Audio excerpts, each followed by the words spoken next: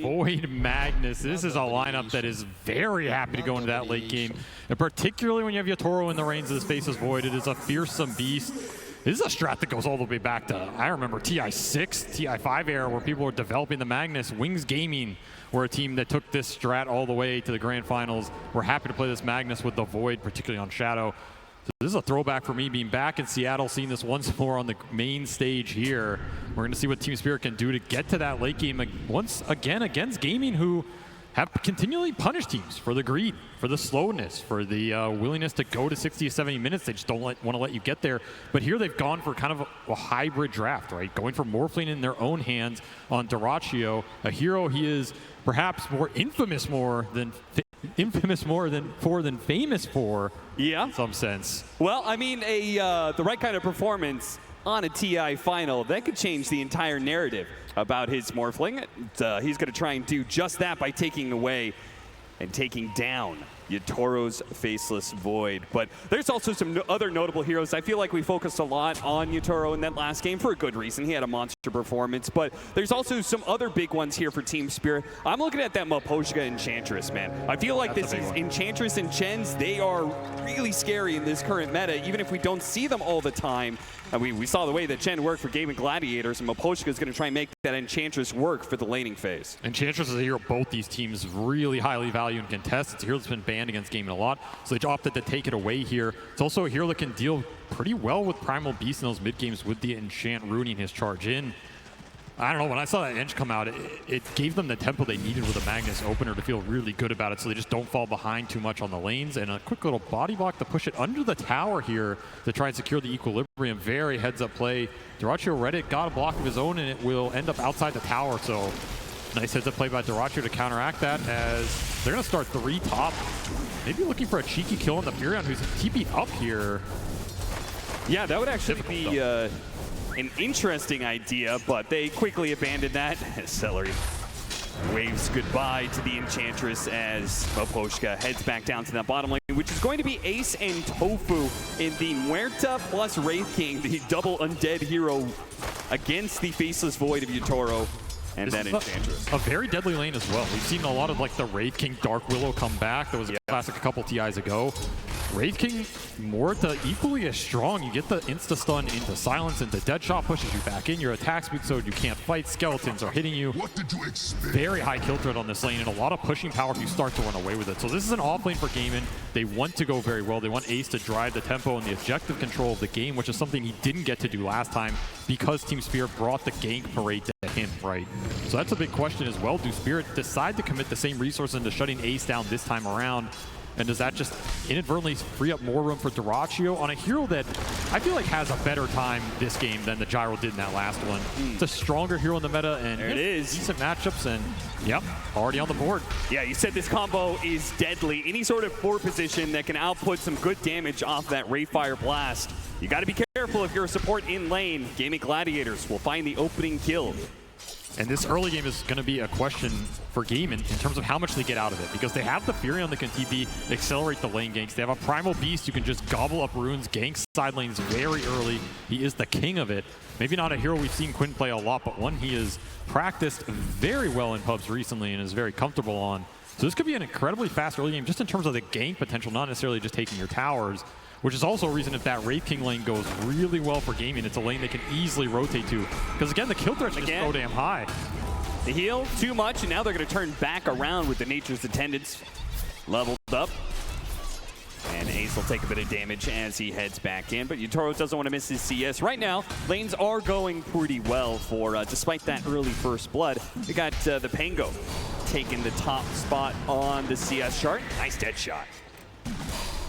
See how much Laurel can do with this. It was kind of a quiet Pango game last time around, right? I think Quinn was struggling to find his openings, and if this is a hero you can get to play your tempo game, to control the runes combat where Quinn wants to go with the Primal Beast, you can definitely turn some of those ganks around. I think that's what Laurel's looking more than being the aggressor, right? I think him just going in these lanes is going to be difficult because you don't have a lot of damage fall, but if Gaimin overextend, dive you under one of these side lane tier 1s, then suddenly the Pango can come in with a counter gank and the Rolling Thunder and turn things around. You're really happy with that type of gameplay here because, again, you're farming it up.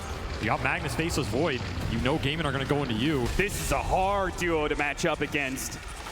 You throw that Inkswell on the Magnus. He pulls you closer with the Shockwave. You get hit by the stun, and then that stun leads into a free skewer back. So even underneath your tower, you are not safe. And the Grimshard could be really nice this game as well. Just throwing it on these cores that want to jump in and get the extra, you know, debuff them out, reset the fight or the primal. These types of interactions could help them take the team fights in the mid game when they're likely going to be behind a little bit in terms of the speed, right? Because Gaming are pulling a decent position out in terms of the laning phase here. Doing pretty well on their cores in terms of CS. He gave him the Harpy. That's going to make a big difference in this bottom lane. He's going to die now, but does some decent economic damage. And he's got a small little Hellbear to work with, too. I mean, it's also just time. Yatoro gets to sit down here versus a lane that eventually will kick him out. Quinn amping up the pressure here. Has a little bit of an XP advantage, pushing this triple ranged wave in. I mean, it's pretty rare you get 3 range creeps. He pushed into the tower. Lara will clean it all up. No roam coming in early here. Just way too high on the HP to make it look enticing. And of course, these side lanes, vital to your game plan. Still, he's just going to go for it. Here comes the rotation, though. Mira gives him the Inkswell underneath the tower, but he stops him midway through the charge, and Quinn, caught underneath the tower, will die. Sometimes greed is good, and sometimes you get punished for it. Mira happy to counter that. Push Laurel ahead in the XP, and now you're going to have a Rolling Thunder. Oh, what a Sprout! Collapse, cut down a tree, but he was still stuck on the corner there. Did have some stick charges to work with, though, and so he will survive for now. They wanted to be able to punish the fact that Mira had to TP into that mid lane, but couldn't quite finish the job. It's a game about pressure. Every time one of these supports makes a move, you need to create the pressure somewhere else so the enemy just can't clump on you. Get the numbers. Yatoro gets pushed back into the silence. Oh, he time walks up now. He's still kind of in a sticky spot here. Gaming Gladiators are going to try and run him down. Look at him throw the blood grenade, but he'll make the difference. He's going to show up with that Rolling Thunder. Do manage to finish him up with the 2 supports, but Laurel, he'll be collecting some heads here. Even the Wolf gets a couple hits in. Stuck there on the corner, but that's okay. The Swashbuckle will finish the job. A lot of XP going into the Pango and the Ench down here. Yatoro, little sad he died there and doesn't get it for himself, but I mean, that's sometimes the life of a Faceless Void versus a lineup that is going to pressure you, is going to go for that kill. And if it was a lot cleaner, maybe Gaming can just walk that off, but Team Spirit, they get the rotation in. Suddenly his Pango's having a terrific game off of that in the turnaround mid. And those are those counter turns that Laurel's looking for, right? Yep. Force the Wraith King in, force this Morphling into an aggressive situation. Maybe Quinn dives you, and that's when you get the strike here. Arcane Rune picked up for Quinn. This is a really nice rune on the hero. See if he pops it here to try and deal with Mira. The silence is going to last a while. Can he get it? Yes. Quinn, very fast with the trigger there. Does manage to get him. Collapse going to try and dissuade Quinn of that notion. And he does manage to do so successfully, keeping him off his support. And the quelling, saving Mira at the end from the Sprout. So value pickup already for him. Arcane Rune's still in the bottle, so Quinn can still look for a rotation off this, and he probably wants to. I mean, his early game is getting a little slow here, and you have threat on the sidelines, right? And this is where the Primal Beast strikes really hard, really fast, gets momentum going for the team. That's your theoretical ideal. You just shove in mid, make the move. Wisdom Rune. There is a Furion. There is. There's always the opportunity of the Celery to try and make a move, but I feel like the teams have been really good at protecting their Wisdom Runes against invasions, particularly against the Nature's Prophet. More times than not, it seems like Nature's Prophet tries to make that kind of move. He just walks into a trap. Just a hard gamble. If you use your teleport for that, you're dead on the map for 60 seconds, and your chances to get it should be minimal in a TI Grand Final, I want to say. Yeah. Good D-ward there. Now that'll help because Quinn wants to be able to make moves, particularly with this Arcane Rune, which he's going to put to use now. Caught a mid-shield crash. So that ability no longer there with the 2 support rotations. It's easy to kill Laurel. Exactly what they're looking for. Combine the calling dead shot with this Primal Beast. Anybody goes down to it at this point, and this is where you want to ramp up the speed. Start getting the map in a position where you can just guarantee the power runes for Quinn and get the connections going, and hopefully lead to like jungle invasion, right? Because the one thing you have to think about with the Magnus is the stacks. And if their carry just gets to sit in triangle and double ancients and clear through them at that point in time, the earlier you take down these tier 1s, the earlier you get aggressive obs out, the happier you're going to be when that period comes. Another power rune should be secure from Quinn here. Oh, these runes are getting a little crazy. Oh, that skewer plays against Collapse as he does a ton of damage onto himself thanks to the trample from Quinn. Blocked out by his own Sprout, though. He's going to try and get to the other side of this cliff. Laurel does hop down to chase after him, though. Laurel showing the power of a non-real hero in his hands as he will take that rune away from Quinn. No haste. I mean, that's one of those situations you almost rather take the haste rune. It's so damn good on your hero. Collapse will suicide himself to take Quinn out in the process. Yeah, kind of have to be careful with those skewers against the Primal Beast. That kind of movement could be deadly. Look at this. Just a quick rotation from the supports. Power of Enchantress, early creep, takes down 2/3 of this tier 1 mid. Yeah. Didn't even feel like that was a real move, but they still got a lot of this tier 1 tower damage out from it.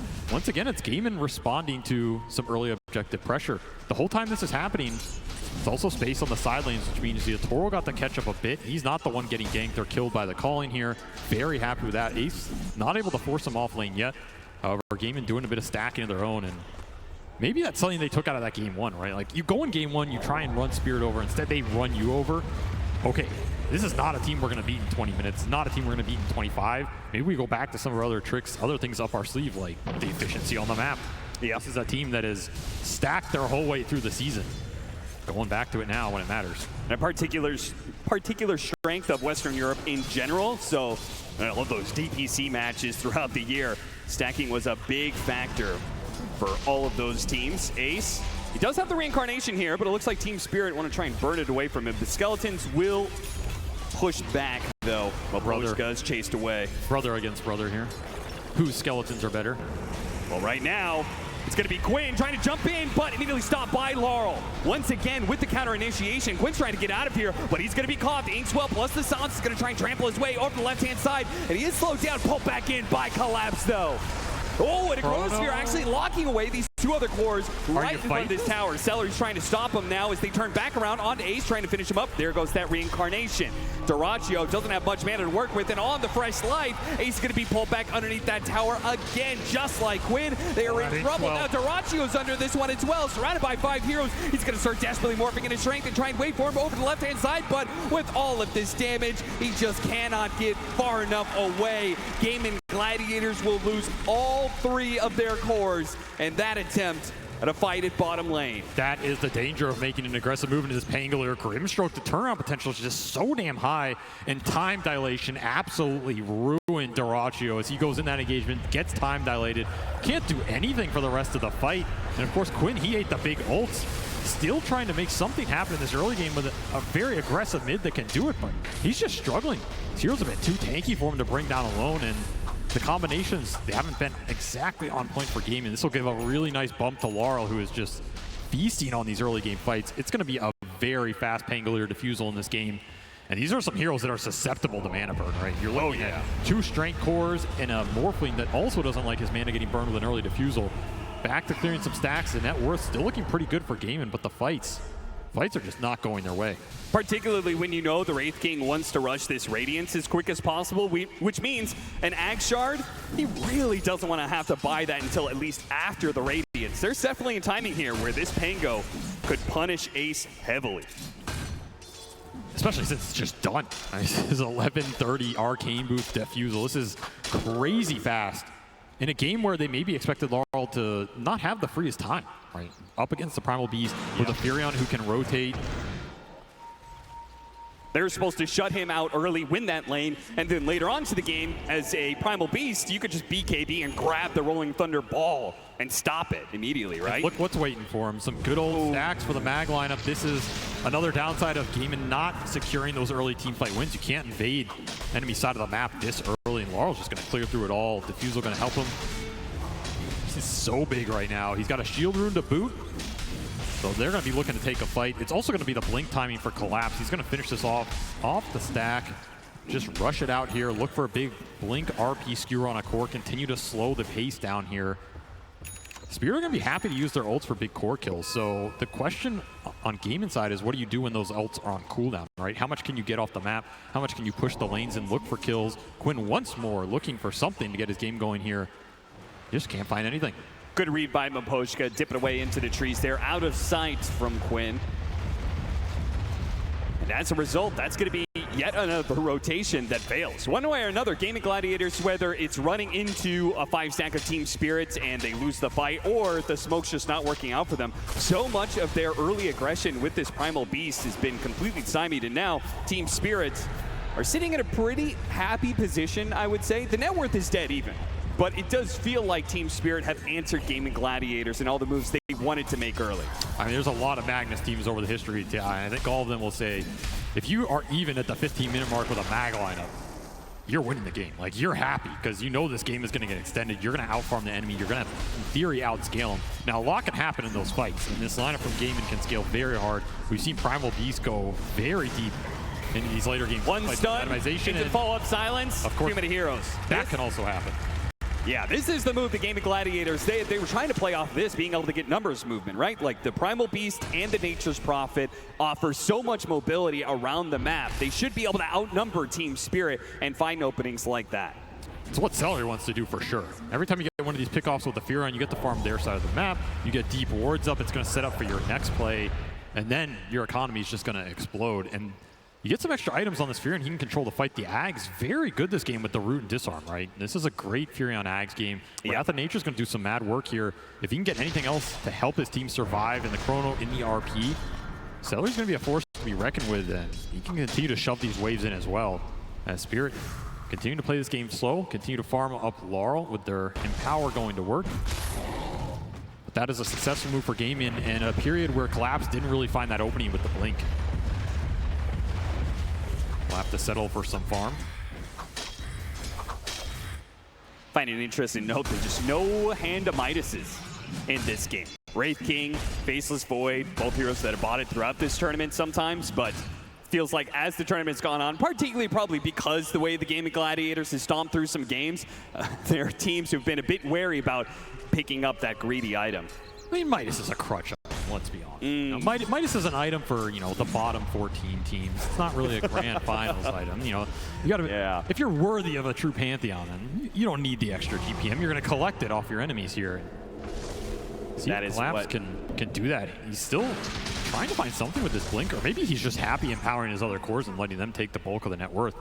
Yatoro still pretty much untouched during this period. He's just going Mask of Madness into the Maelstrom, Empower on top of it. I mean, this Void is going to keep up and farm, even with a Radiant Skeleton King. Am I allowed to say that? Farming up the entire map. He will match him. Oh, Laurel? It's essentially there to grab him. Mira can stop some of this, though. Throws out in silence. The Inks well. Oh, so much burst damage, though. Celery hit him big with that one. He got up the shield crash, though. No way. And those shields are keeping him alive. They need a bit more damage, but now he's TPing away. Goodbye. Oh, no. Gaming Gladiators got to feel so bad about that. A pickoff on Laurel, the highest net worth in this game, would have been a dream opening for them. And that was one of the few openings you'll have against this guy because he is closing in on the Lincolns fast. Just not crisp enough. Laurel walks it off. I think he even misclicked his swashbuckle there. Duraccio on the edge of the Chronosphere. Now that's an idea. Team Spirit said, oh, used all those resources bottom lane, huh? It'd be a shame if your carry got picked off, wouldn't it? A heavy cost indeed to missing this gank. As Laurel just plays with his food, and they're gonna put those ults to use on Duraccio every time. Anytime you can just collect the Morphling in this game, you're super happy about it. Yatoro will just continue to farm. Says, give me the freebie and back to the jungle. It's coming down to Ace right now, right? I mean, it feels like it comes down to Ace in a lot of games, but yeah, particularly right now, he's the strongest hero on the map. He can create the pressure. He can do things like this where he just solo create an opportunity. They're gonna find both supports. Ace will walk it off.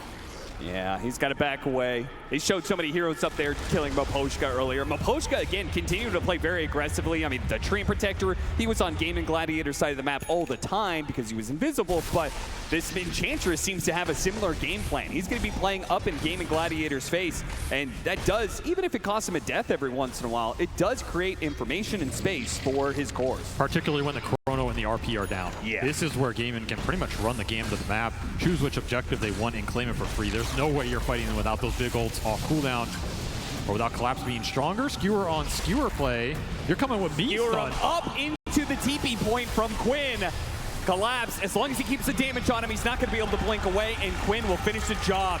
Great move from Duraccio. Those are the kind of plays you need to see here. If you want to be able to take down the best team at this tournament, you need to be able to pull off some solo moves like that. And create the pressure that's going to create openings elsewhere. And suddenly Duraccio, this stolen Empower is pretty damn nice. He can throw it on the Wraith King, he can throw it on the Primal, especially bonus damage on Primal. Quinn is going to be very happy with that.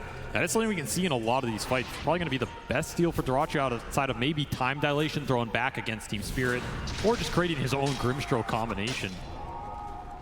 These are good Morphling combos you can use for the fights and the team. Quinn starting to pick up the pace and instantly silenced, and a beautiful soul bind, and now an ink swelled up pinball coming through straight into the heart of Gaming Gladiators. Dyrachyo's already burned out of most of his mana, pops his wand, but Dyrachyo, he needs to be able to get away from both Wall and Yatoro, and he's been burned out. No chance there. Gaming Gladiators still have a chance though to be able to fight back around Ace and his Radiance, but without their carry, it's not looking great as Ace is going to be burned out of his first life. Can they fight around this second one? Quinn's sticking around. They certainly don't want to be giving up Ace like this. Here's shot back. Coming up in 2 seconds here. Yeah, Yatoro says, my cooldown's back. Can push this. Just not enough reach. Not necessary, really, for Team Spirit, right? No reason to give them an opportunity like that. You could stretch out, claim all of this map space you've just fought for, and farm away. No, I do think this late game is not 100% right. Like, we're talking about Mag Void. It is very powerful. You're going to get some pickoffs like this for sure, and Empower is going to clean up the map. But there's like some weird things that can happen with Wraith King Ags. There's some weird things that happen if Dyrachyo gets a free angle in the fight and can like clean up the backline with Morphling first, Empower himself, you know, Grimstroke Swell himself. Yep. It's going to be tier 1 down in the bottom lane as Laurel marches forward confidently with his Lincolns, because what's really going to catch him? It feels like he's most of the time going to have a chance to be able to escape if Gaming Gladiators ever try and jump him here. It's a really fast Lincolns as well. This is Mag Pango in its prime. I think a hero that is not afraid to fight off cooldown. They're really going to farming the Tormentor right in front of Gaming Gladiators base. That is crazy, but they just did it. 4 heroes, that's all they needed. Meanwhile, Celery being gone on by Yatoro. He just gets a bit of a poke, gets a reaction out of Gaming Gladiators. Ace will try and punish him, but just no follow-up. Yeah, he needs a lot more. Celery's going to try and chase up. The TPs are coming in here, tries to block him out with the Sprout, but Yatoro is running free. Dyrachyo chases after him, hits him with the time dilation, really though. Forced. But it is a very forced move from Dyrachyo, but he gets it. He gets that kill, no, turns back around, on the collapse. Oh, RP'd right in front of that tier 2, but silenced up just in the nick of time before his skewer comes through. He wants more. Yeah, he does. He sees the opportunity. What a beautiful entrance from Dyrachyo into this game. That is the power of stolen time dilation plus the time walk, right? Infinite chase potential.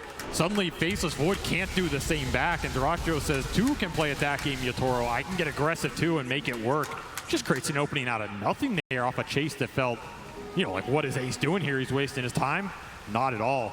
Everything coming together, gonna propel Celery up that board as well. Imagine you have that Ag's Wrath of Nature here, right? Suddenly chases like this become a lot easier. Oh yeah.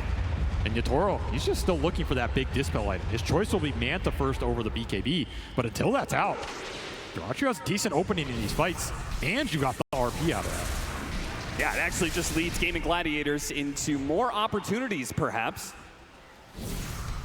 That Ags. Finish for Celery if you can fly it out. Okay. That is something that can bounce through, lock these heroes down, create more openings for the Wraith King Primal to just get in there and set up that front line. Second Tormentor will go Team Spirit's way with the Shard. So now they've got a Shard on both of their supports.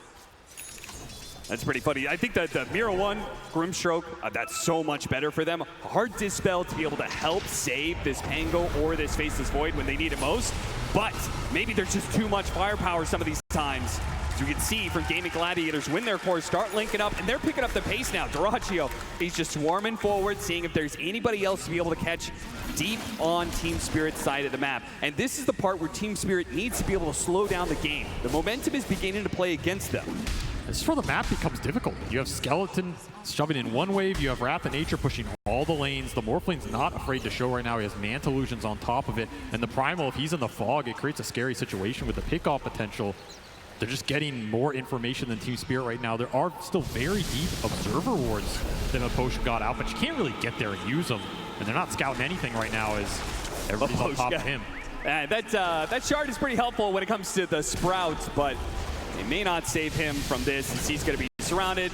He'll create a little bit more time, a little bit more space. In fact, he's going to go for the TP away, and there it is. Okay, they do manage to stop that. That would have hurt Gaming Gladiators a lot if they let him get away from that. Solid space, I'm sure is what he'll say. Yeah, absolutely. Time to try and get to the Dispel item on Yatoro, as Collapse will finish Harpoon. So he can't really deal with time dilation in the fight if it comes out. This is a very aggressive item. He can lock people down, guarantee the skewer better. But if the fight starts on him, it could backfire. And Quinn's still working towards that heart. So Gaiman looking for the next big damage items that are going to let them ramp this game up. And of course, Ace still sitting top and pretty here. He's the big objective driver, so if he decides that they need to force tier 2 or go for Roshan, where they want to fight and how, it's up to Ace right now as he is the front line. Yatoro calling for a smoke, looking for some kind of pick off here. They get the right kind of opening, they could translate this into a quick Roche take.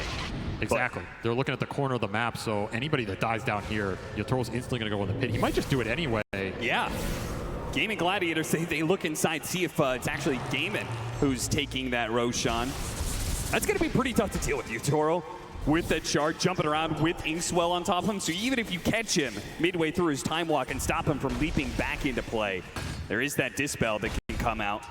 That's why you want to create a situation where he has to choose between chronoing the front line in the Heart Primal or, you know, the Wraith King with 2 lives. Oh, if they make this move fast enough, it could be massive for Gaming Gladiators. They have a double damage in Morphling's bottle. If they can get to this fight in time, Team Spirit may get wiped and lose the Roshan fight, and they are not doing this fast enough. Gaming Gladiators are going to get here, and it looks like Team Spirit have made the right read. They're going to smoke, backing themselves away. See if they can find the opening on Gaming Gladiators. Quinn has position, but there's a ward. On the high ground, BKB immediately goes out. Now he has to turn and chase, but he's not going to be close enough. Team Spirit got something big out of him, but they do hit them all. That's going to be able to hit all those heroes. The RP does manage to lock down the 2 heroes. They jumped into the RP.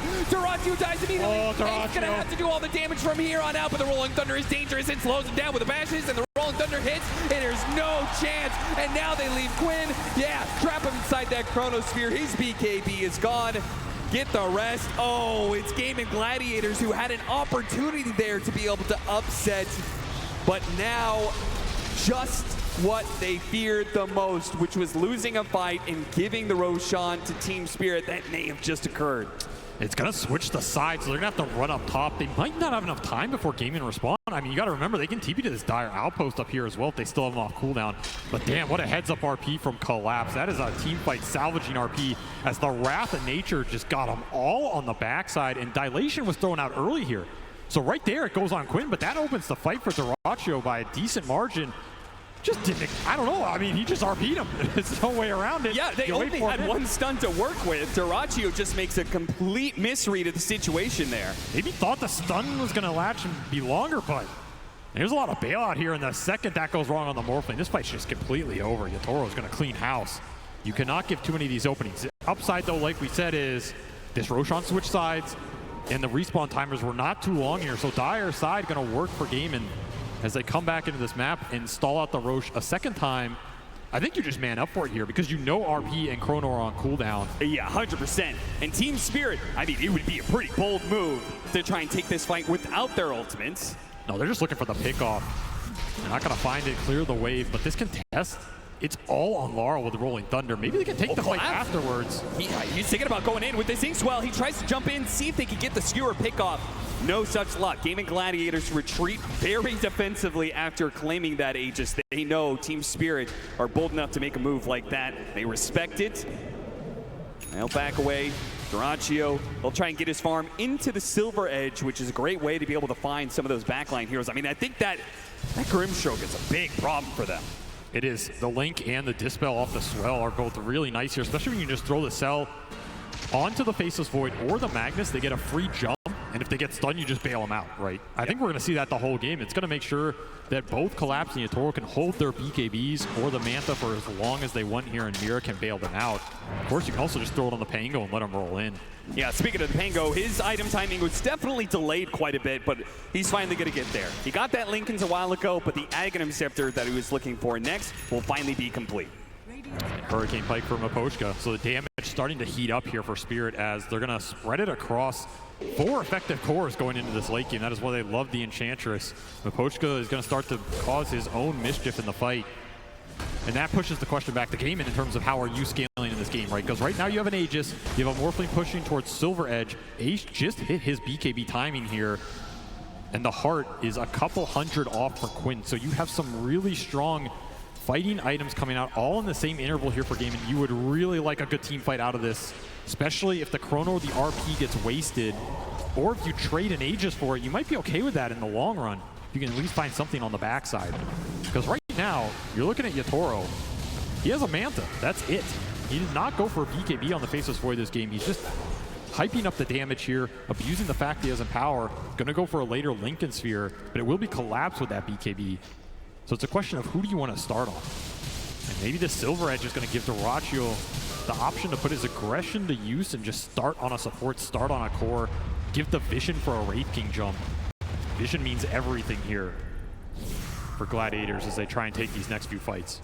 Yeah, which means Miposhka is a particular nuisance to them, as he once again leads forward, just using the creep to be able to find information. They got the Harpoon and Skewer back. Now he does have BKB locked down by the RP, but maybe the damage is going to be enough. It's going to be a close call. Quinn starts walking away. Celery's going to jump in with the Wrath of Nature, soon coming out. He tries to use the Ogre Seal Totem to get away from the Rolling Thunder while they jump forward on Dyrachyo. They want to get something out of this. They see an opportunity, surely, but they couldn't actually grab anybody, just lacking the disables. Glimmer Cape posing problems for Dyrachyo as well, and just can't see anything to hit.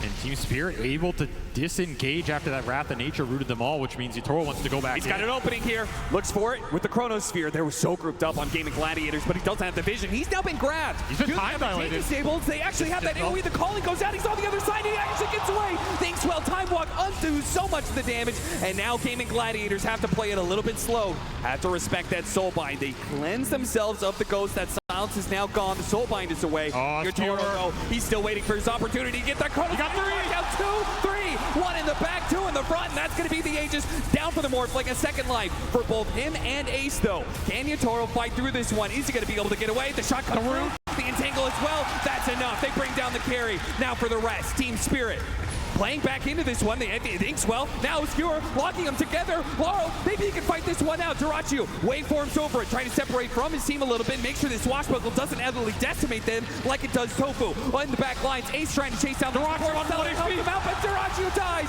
as Laurel, he does manage to finish him off just on the very tip. Just enough to be able to get that kill before he falls. Collapse tries to Skewer away, but locked down by Quinn in the end. Cannot escape the inevitable, which is just too many lives on the side of game. And a buyback from Celery gets another Wrath of Nature through. That fight lasted so damn long. And of course, you had the Aegis on Dyrachyo, the Reincarn on Ace, and Quinn just abusing this heart regen on the backside of that fight. The Chrono was absolutely beautiful. And you say buyback on Celery? 3 lives. 3 lives? Yeah. Game of Gladiators just brought more numbers than Team Spirit could possibly even dream of. It's like an 8-on-5 here, right? Yeah. So you kill 3 or 2.5 in the Chrono, you're going to take Ace on the other side, then they're all coming back. I mean, that's exactly what you want to use this Aegis and Reincarnation for. Create a situation where you set the fight up towards the end, the ults are on cooldown, and you just get an even man fight. And that is when Dyrachyo can start to clean house. This Morphling, he does some serious DPS, but damn were those Ink Swells a problem. They were catching so many heroes. Collapse gets to survive the entire fight, just right-clicking people the entire time. And I thought Laurel was maybe going to carry the end of this. Pango is doing so much DPS. Yeah. But him and Collapse, I think, saved so much of this fight, because if Dyrachyo managed to live through it, then who knows how much damage they do while Team Spirit is dead. But the fact that Morphling is gone, there goes a decent amount of their pushing power and threat for the high ground. Instead, it's the Furion and the Skeletons that push out. It'll be Ace who collects it, and this Wraith King is just turning into a straight carry right now. This is not even a bad carry matchup versus the Faceless Void. Yeah. If you have help to do it. It's just going to be an AC for Ace here. Shard to boot, so you cannot mana burn him out, and he's going to be a problem. He's going to deal enough damage, create enough threat that you're going to have to think about him first, or at least maybe skewer him in deep, take him out for free, and think about when you commit the Chrono or the RP, because it's not so straightforward anymore. You can play off some Pangolier pokes, but the damage in the front line is coming through for Gaiman right now, and a lot of it does come down to Dyrachyo. How does he find the angle into the fight? Who does he start on? And does he get caught in those ultimates? Because this Morphling is still incredibly susceptible to time dilation post-Manta. He's susceptible to just getting ulted without that Morph going out. If that happens, so much of your DPS goes out the window. Suddenly that long fight is no longer favorable for you. It's so wild to me how much Yatoro trusts his team in this situation. I feel like so many other carries, especially carries in this tournament, would have gone for a BKB to help protect themselves, but he seems to just fully trust that Mira is going to be able to back him up, right? I mean, you think Yatoro, God. is going to buy a BKB. Haven't been watching this man. He's going to go for Scotty up next, which is going to make him very tanky. Gaming Gladiators may not let him get to this point. Smoked for very, very far forward here. Yeah, Radiance turned off for Ace. They're not showing too much on these waves. They wanted something so badly out of that. They used double scans to try and find some sort of pickoff, but they're left with nothing. Team Spirit holding around their tier 2. They saw something on that ward, and they'll counter smoke it instead. They're missing the Scotty from Yatoro. Big item versus Morphling, but he's happy to fight without it. Treants, we'll see nothing. How closely were you looking at the body blocks here? And Aegis could depend on it, as they will bypass the vision mechanisms. Level 20 for Yatoro. He has chrono attack speed here, plus this full Mjolnir. You get caught in this chrono, it's a very different story than the last fight. How much room are you willing to give up right now? That charge, they spot Celery. Chronosphere on the 2 of them. So he's going to bring down the support first. Nice use of the dead shot there. That'll make sure Ace doesn't get punished too much. But Chronosphere for a 5 position. I don't think Gaming Gladiators mind that too much. Oh, he has chrono attack speed here, plus this full Mjolnir. You get caught in this chrono, it's a very different story than the last fight. How much room are you willing to give up right now? That charge, they spot Celery. Chronosphere on the 2 of them.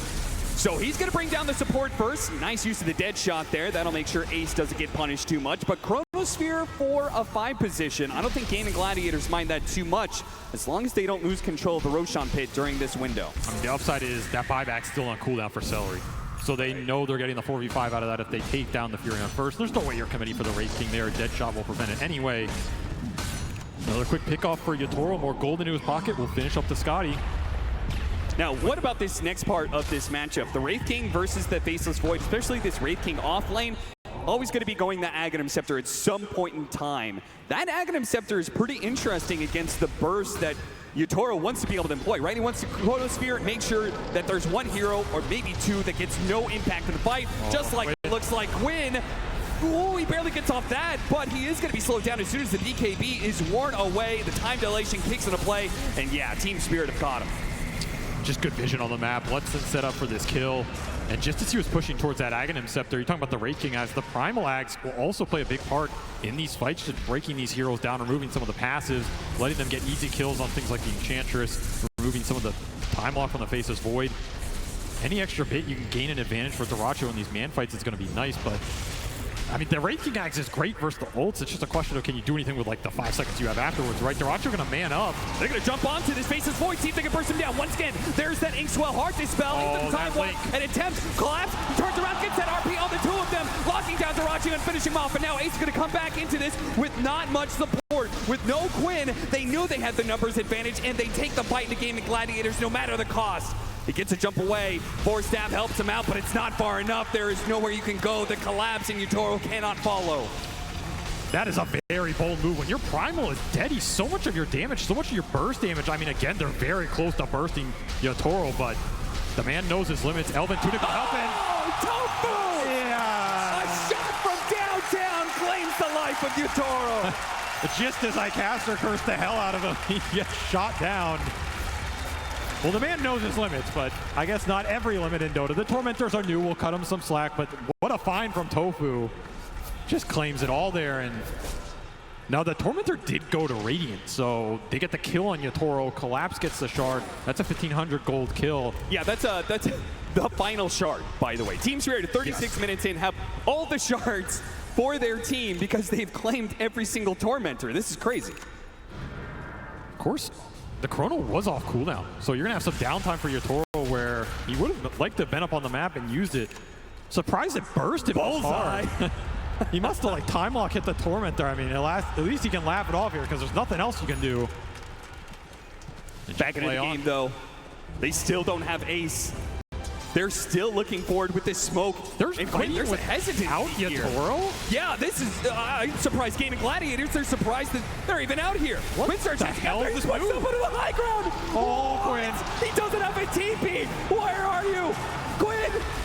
He's going to be able to get a force down to the low ground, but that was an opportunity to get the pick off, and instead it's Collapse who finds the pick off. Another Ogre Seal Totem for Celery trying to keep him alive. Bump back in. Oh, the swashbuckle just barely outside of the range there, and they do. And Yotoro's back into it.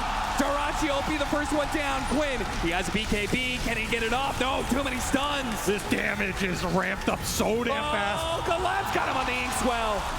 Yotoro says, you had your fun, you had your cliff walk, but I'm here to clean it up. And Ace trying to get away desperately. Blink is up. He will get out. Yes. Oh, they got a scan on him. Yeah, turn that radiance off, son. You need to get the hell out of there. You gotta hide. You gotta hide. You can't be farming right now. There's that shard. Collapse pulls him back in a little bit. No harpoon just yet, though. So he couldn't get him any further. Yotoro knows what he wants right now, and that is an Aegis. That is a Roshan fight the game could have just committed to. It's also a fight that 30 seconds of it had no Yotoro. They couldn't find anything. They found an inch off of double dive between the Morphling and the Primal Beast, and that's it. Team Spirit just way too good at kiting these fights out, not giving you an opening. That Hurricane Pike did some serious work. Sent Quinn back to NA with his pal Arteezy stuck up there.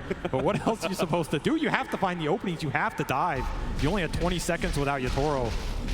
Just none of it went your way, and now it's going to be an Aegis into his pocket, a cheese on the back, and I guess everybody can buy BKB at some point. It'll be his next item here at last to seal the deal.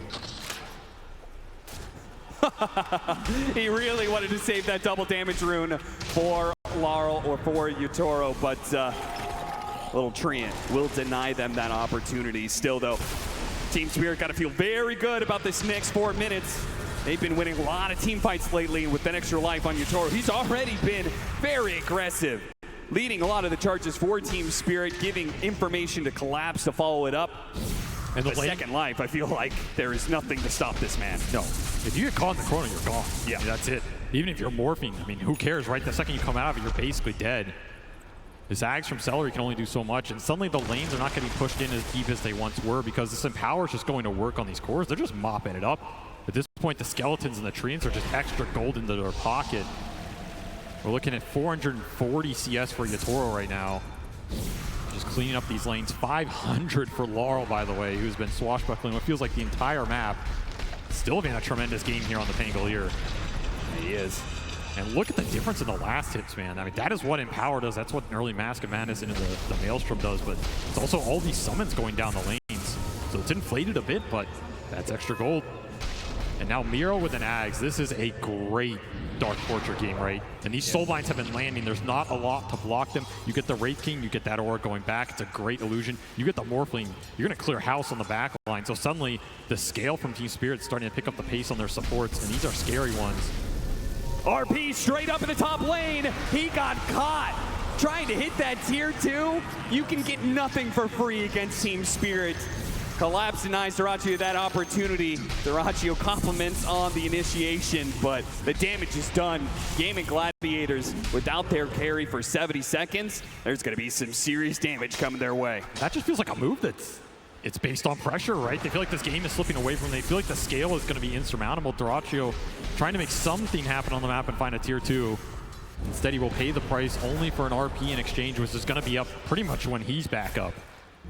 How much do you want to push with this Aegis right now? Level 25 on the Faceless Void already. He already has the backtrack talent. Just going to make that burst even harder. And Yotoro says, this is enough farming. I want to end this game. I want to end it now. How much do you have to take the fight on your high ground? Look at them. They're just trying to catch whatever they can in the side lanes because, well, you don't have a carry, so there's not much point in acting like you're going to defend this mid lane. Just have to use Ace's strength. You have to find a way to use this Wraith King Ags and the Radiance Burn. Get something going in the fight over the long duration. That is where the Pangolier shines. And I mean, Laurel hasn't even had to jump in aggressively yet. He's just playing behind his other cores. Yeah. Be a free lane of racks here. They're going to go for number 2. Dyrachyo, 3 seconds on the spawn. Butterfly completed for Yotoro now. No MKB in sight. You're going to have to do this the hard way. Just charge in and hope it goes your direction. Checking it out, seeing who's TPing in. Toro with the Lincolns. He's got an extra life. He's got a BKB in his backpack for that second life. Oh, and they got an opportunity from Collapse. Both Celery out of position.